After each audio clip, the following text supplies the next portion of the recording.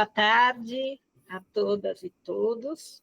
Hoje a gente está aqui no nosso portal Papo de Família com a querida professora Carla Patrícia Holanda Martins, psicanalista e professora do programa de pós-graduação da Universidade Federal do Ceará, onde ela coordena o projeto de Clínica, Estética e Política do Cuidado, num trabalho com crianças e famílias, né, no Ceará.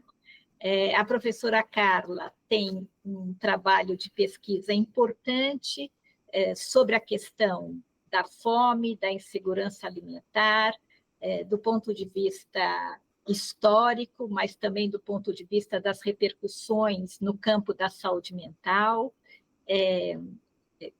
com desdobramentos importantes, tanto do ponto de vista histórico quanto das práticas de cuidado no Ceará.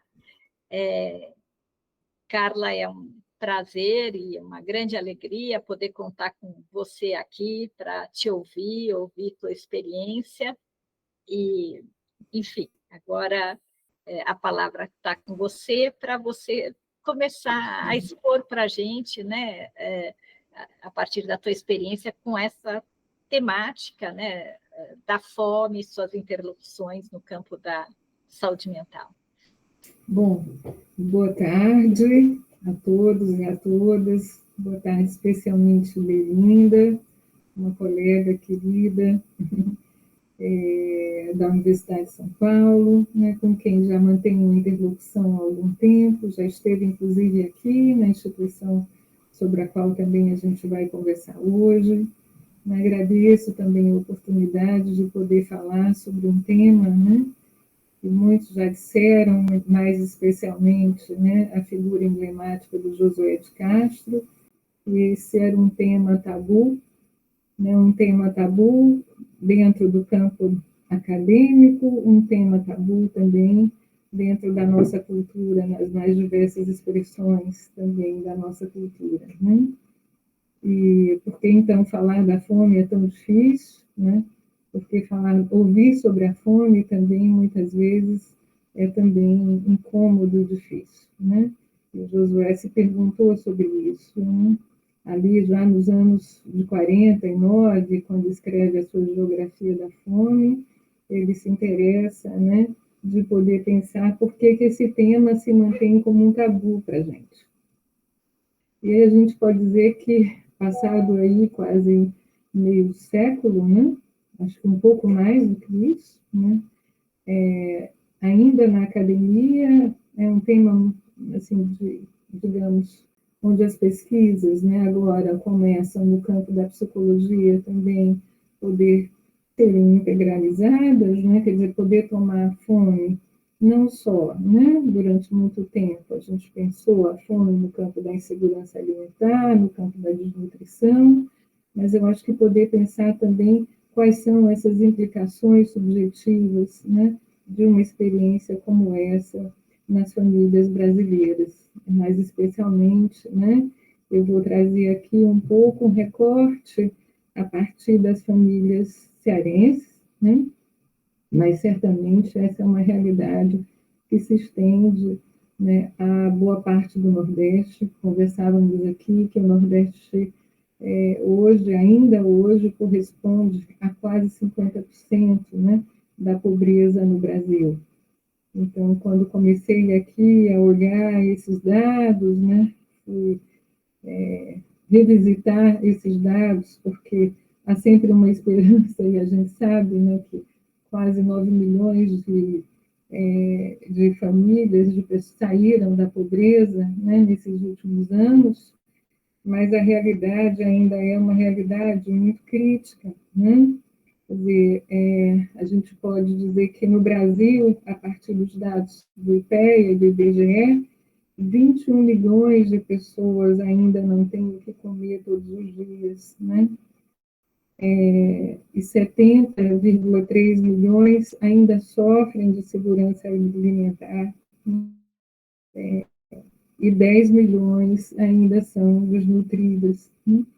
E olhando esses dados comparativamente, né, O estado do Maranhão, de fato, ainda é um estado numa situação muito crítica, o seu interior, né? Por exemplo, uma cidade chamada Peritó, no interior do Maranhão, 54% das crianças que nascem nessa cidade ainda nascem com baixo peso, né? Das quais mais de 80% dessas mortes são mortes que poderiam ser evitadas, né? Esses dados depois a gente pode aí disponibilizar fontes também, né? Mas ainda 9 milhões, né, de crianças hoje são atendidas pelo Bolsa Família, né? Então ainda é um número bastante significativo, né, de crianças em famílias, né, em situação, né, de pobreza extrema, né?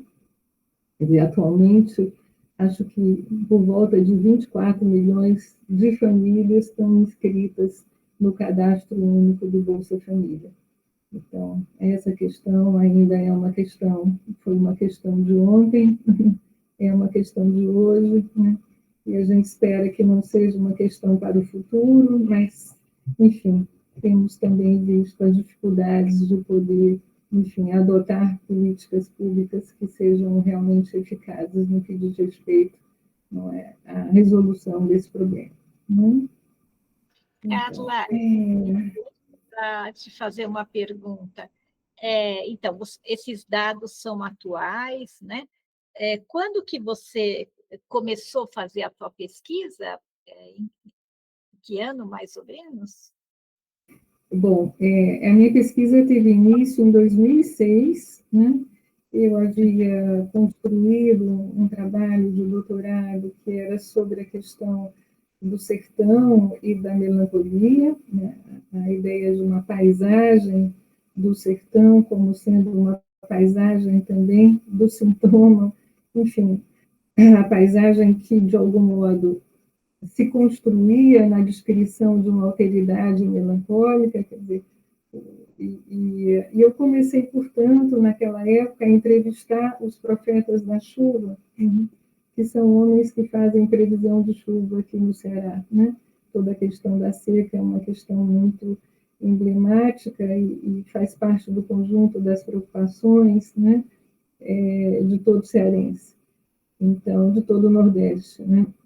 Mas, e nesse momento, a questão da fome, propriamente dita, era uma questão central dentro do discurso desses profetas, né?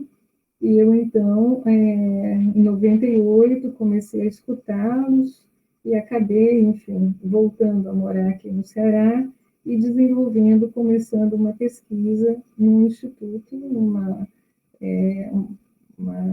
modernização do terceiro setor, que hoje em dia se chama Instituto da Primeira Infância, né?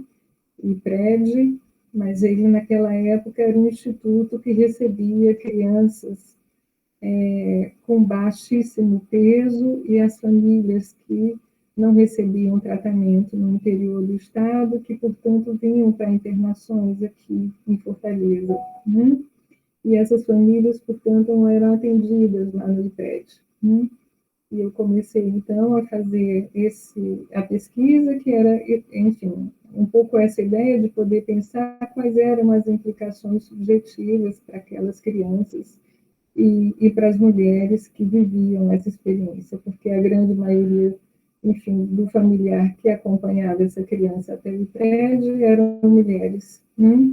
E eram mães. Então, a gente começou, então, a pensar, né, de que modo, inclusive, de que modo isso comprometia, né, no nível também da constituição psíquica, né, o modo como essas crianças também brincavam, falavam. Então, a questão do sintoma da desnutrição era um entre outros, né, que se apresentavam quando a gente conseguia acompanhar aquela criança até os 3 anos de idade, que se apresentavam como impasses também na fala, que se apresentavam como impasses também na questão do brincar. O modo como essas crianças também brincavam e simbolizavam, enfim.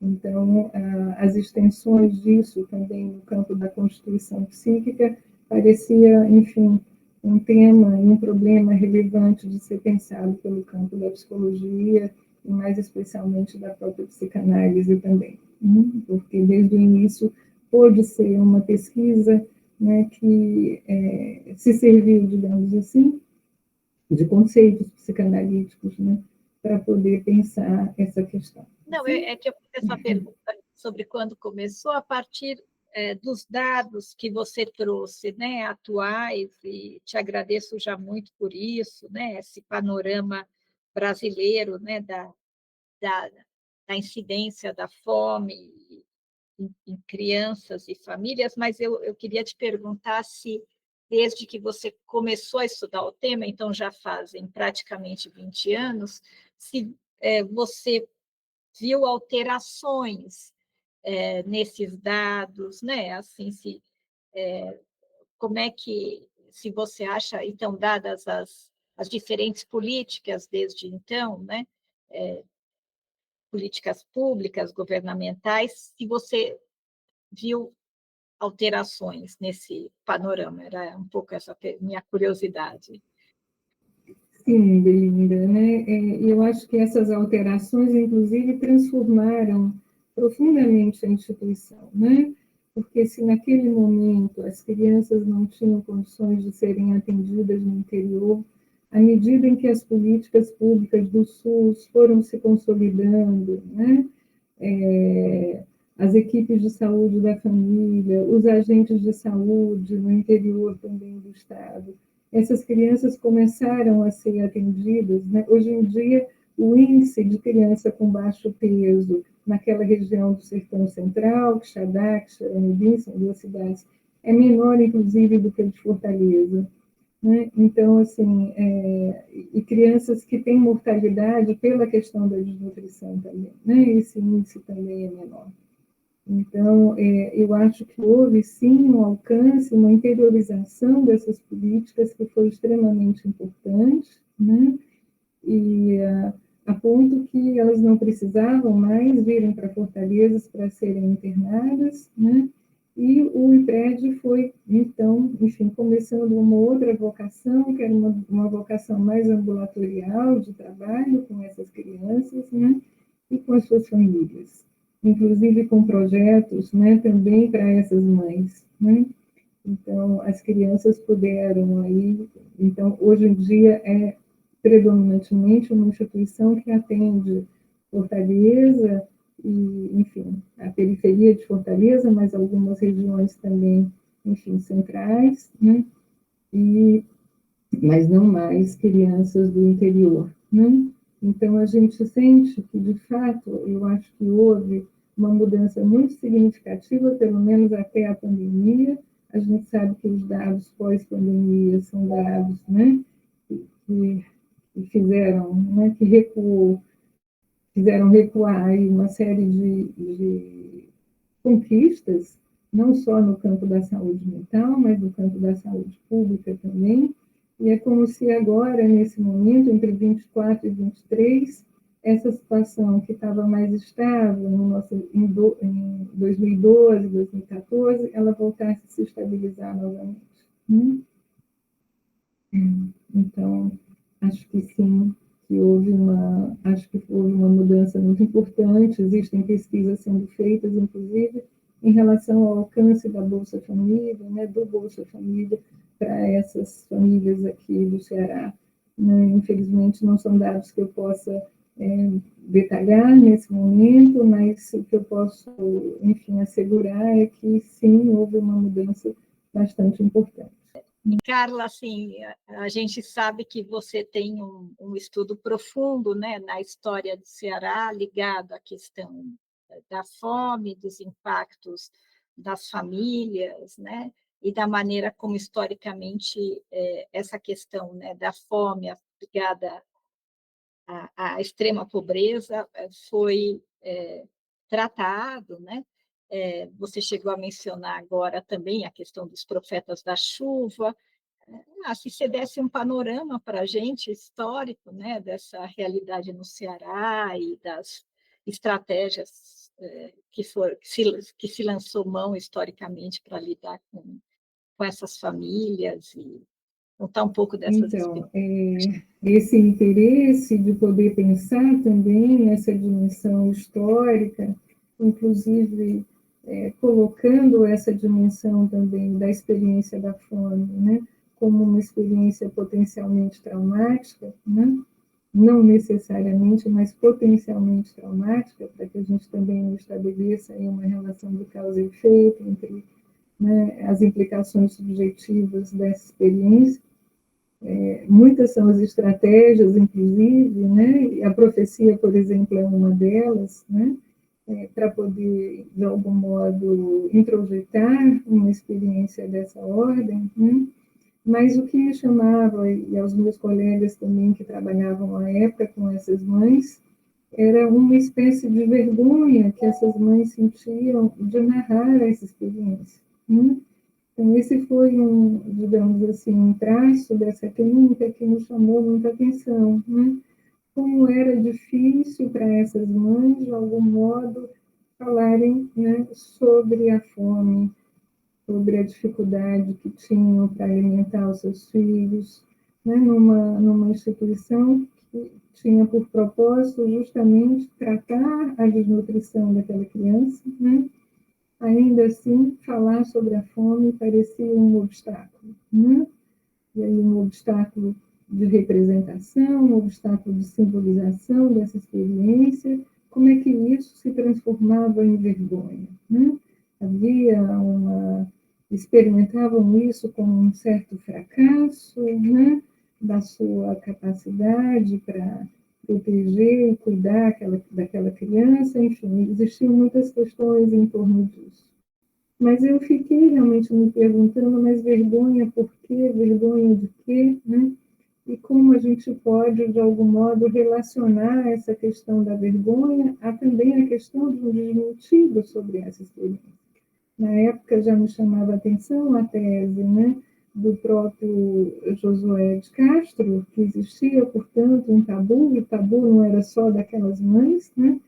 E como que, quando essa experiência, né, ela não é uma experiência que pode, de algum modo, fazer parte da nossa história, ela está, de alguma maneira, confiscada, digamos assim, de uma história oficial, com a elaboração singular dessa experiência parece mais e mais interditada, né? Então, a gente viu aí, na época da pandemia, né? Enfim, o discurso oficial não era só um discurso que a Covid era só uma gripezinha, mas que também a fome, isso foi um dito, né? Não existia fome no Brasil. Foi uma fala, né? Enfim, do presidente lá na época sobre isso, né? Então, a questão para mim pareceu importante, né, de ser investigada, como é que esse desmentido histórico ele foi, de algum modo, se estabelecendo, inclusive dentro da própria história, eu digo, da história clássica, aquilo que é ensinado nas escolas para as crianças aqui no Ceará. Por que não se fala também sobre isso, né? E, pouco a pouco, eu fui entrando em contato, né, com uma história, e aí tomei isso como uma espécie de paradigma também. No final do século XIX, o Ceará viveu uma grande seca, 1877 e 78. Foi uma época em que o imperador chegou a dizer que venderia as últimas joias da coroa para poder acabar com a fome nas províncias do norte, né? E foi uma seca que coincidiu também com uma grande peste, né, de varíola aqui no Ceará. Para vocês terem uma ideia, Fortaleza, na época, tinha 30 mil habitantes. Ela recebeu, né, naquela ocasião, pessoas que vinham, então, do interior para tentar uma vida melhor na capital. Ela chegou a ficar com 100 mil habitantes, né, num curto espaço de tempo. E isso nas condições, né, em que a varíola estava, né, muito presente, né? Teve um dia, enfim, que em Fortaleza, né, conhecido como o Dia dos Mil Mortos, o dia em que 1.000 pessoas, né, 1.000 corpos foram enterrados. Outros tantos morreram, mas 1.000 foram enterrados, né? Esse crescimento súbito da população de Fortaleza foi porque as pessoas fugiam da peste no interior, é isso? No sertão? Fugiam da seca no interior. Essa grande seca de 77, 78. Tá? Ah, mas a A peste... doença era aqui em Fortaleza. Isso. Né? A peste, Como- a peste, ela era predominantemente aqui nos arredores de Fortaleza e em Fortaleza. Né?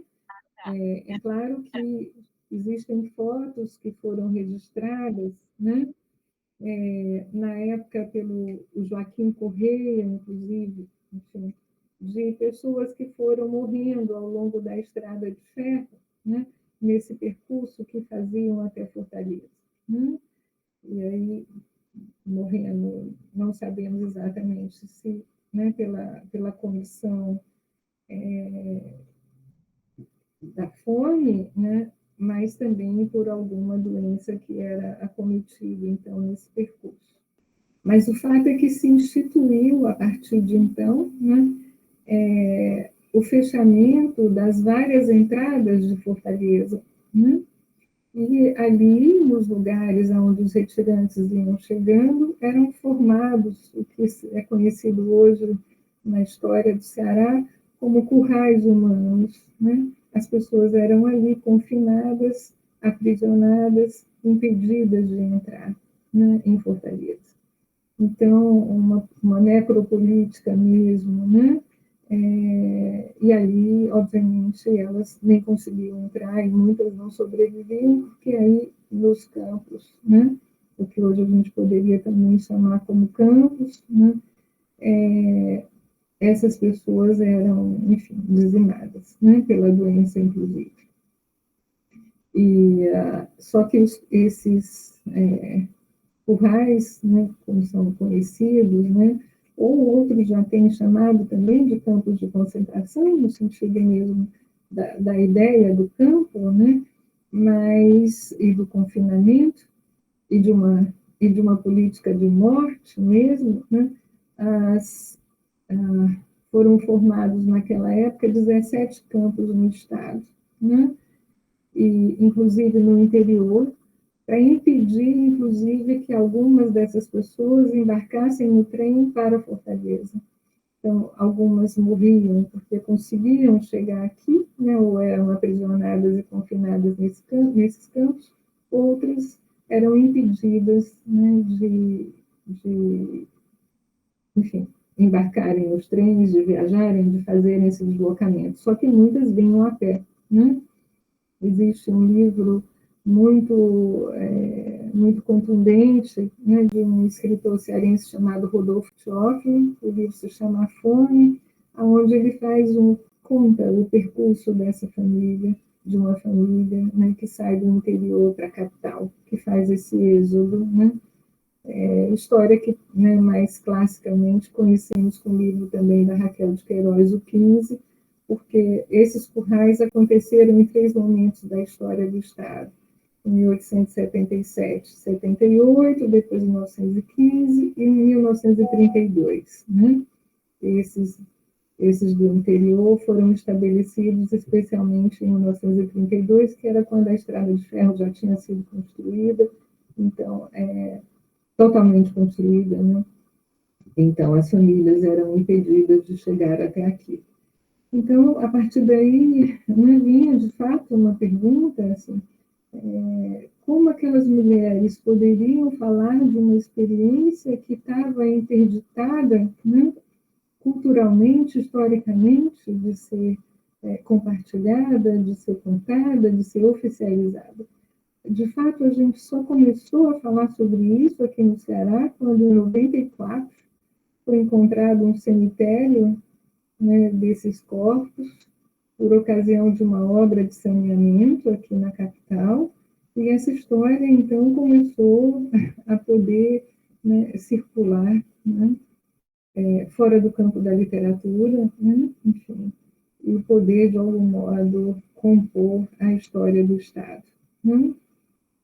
Então, história difícil de falar, difícil de pensar, né? Mas, de alguma maneira, né, a gente começou, então, a associar essa espécie de núcleo encriptado dessa experiência, né? E essa impossibilidade também de simbolização dessa experiência, né? De pensabilidade também sobre essa experiência. Né? Não, porque está me ocorrendo, né, que você falou de que esses campos ocorrem em 1877, depois em 1920, depois ainda em 32, é isso? Na década de 20, na década de 30, 15 né? e 32. 15 e 32, porque 32. são momentos tão diferentes da história brasileira e da história mundial, né? É interessante, né? Porque no primeiro momento a gente poderia pensar alguma coisa ainda atrelada, eu não sei se atrelada à escravidão ainda, ou em 1932 a gente pensaria em modelos mais do período moderno, né? Assim, alguma coisa, eu não sei se a pesquisa ou estudiosos pensam isso como modelo que acho que houve em diferentes lugares do mundo, acho que talvez mais emblematicamente nos países ou da Alemanha, ou aqueles dominados pela Alemanha no período da guerra. Né? Mas eu fiquei pensando o sentido desses campos de concentração nesses diferentes momentos históricos, né, da história brasileira. Enfim, não sei se... Aqui tem uma demarcação, né, que tem a ver com essa questão da seca também. Foram secas muito severas, Linda, né? Foram secas históricas, assim, do ponto de vista da mobilização de populações inteiras do interior para esse deslocamento para a Fortaleza. Né? Depois de 32, teve outra grande seca em 58. Mas é claro, né, que em termos das estratégias de poder, né, para lidar com essa questão, em 32 você tinha também um Estado aqui no Ceará que havia começado a implementar o que hoje se conhece como uma espécie de Belle Époque fortalezense, um certo embelezamento da cidade, né? A cidade começava a ter reformas, né, do ponto de vista estrutural e urbanísticos importantes, né? Então, a entrada desses ditos famintos, né, era também, né, nesse sentido, impedida. Né? Haviam navios que paravam em Fortaleza à época, né, e que iam visitar esses currais que, na época, eram cuidados, entre aspas, né, também pela igreja, né, onde a igreja católica também fazia ali obras de caridade, né, mas que parte desse turismo, né, havia os católicos, inclusive, que fizeram esse percurso, né? Então, esses campos eram visitados, né, por essas pessoas que aqui passavam. Né?